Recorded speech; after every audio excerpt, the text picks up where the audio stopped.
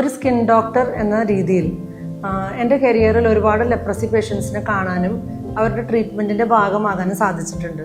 Leprosy ബാധിക്കുന്ന പേഷ്യൻറ്റിന് അത് നമ്മളുടെ സ്വന്തം വീട്ടിലുള്ള ആൾക്കാരോട് തന്നെ ഈ രോഗവിവരം പങ്കുവെക്കാൻ ഉള്ള ബുദ്ധിമുട്ട് പലപ്പോഴും ഞാൻ കണ്ടിട്ടുണ്ട്.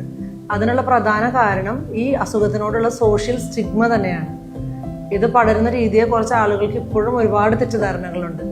ഈ രീതികളെല്ലാം കൊണ്ട് തന്നെ ലെപ്രസി കണ്ടുപിടിക്കപ്പെട്ട ഒരു വ്യക്തിയായിട്ട് പെരുമാറാനോ അല്ലെങ്കിൽ കൂടെ താമസിക്കാനോ ആളുകൾ തയ്യാറാകാറില്ല. പണ്ട് കാലങ്ങളിലാണെങ്കിൽ ലെപ്രസി കണ്ടുപിടിക്കപ്പെടുന്ന രോഗികളെ ലെപ്രസി സാനിറ്റോറിയത്തിലേക്ക് മാറ്റി ഐസൊലേറ്റ് ചെയ്ത് ചികിത്സിക്കുന്ന ഒരു രീതിയാണ് ഉണ്ടായിരുന്നത്.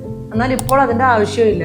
കാരണം ആദ്യമായി നമ്മൾ ഒരു ഫസ്റ്റ് ഡോസ് കൊടുക്കുമ്പോൾ തന്നെ ഒരാഴ്ചക്കുള്ളിൽ തന്നെ രോഗി നോൺ ഇൻഫെക്ഷ്യസ് ആവും.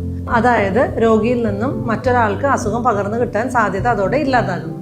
അപ്പോൾ അതുകൊണ്ട് തന്നെ രോഗിക്ക് നോർമൽ ലൈഫ് ലീഡ് ചെയ്തുകൊണ്ട് വീട്ടിൽ തന്നെ താമസിക്കുകയും ജോലിക്ക് പോവുകയും എല്ലാം ചെയ്തുകൊണ്ട് തന്നെ ട്രീറ്റ്മെൻറ്റ് തുടർന്നെടുക്കാവുന്നതാണ്.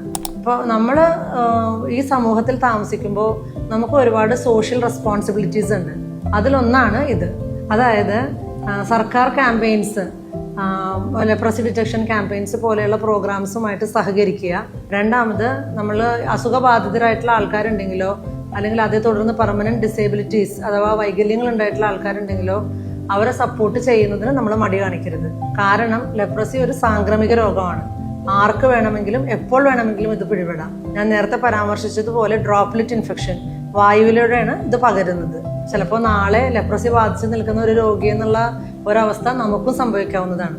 അതുകൊണ്ട് നമുക്ക് കൂട്ടത്തോടെ സാമൂഹിക റെസ്പോൺസിബിലിറ്റി ആയിട്ട് ഏറ്റെടുത്തുകൊണ്ട് നമുക്ക് ഈ അസുഖത്തിനെ നേരിടാം.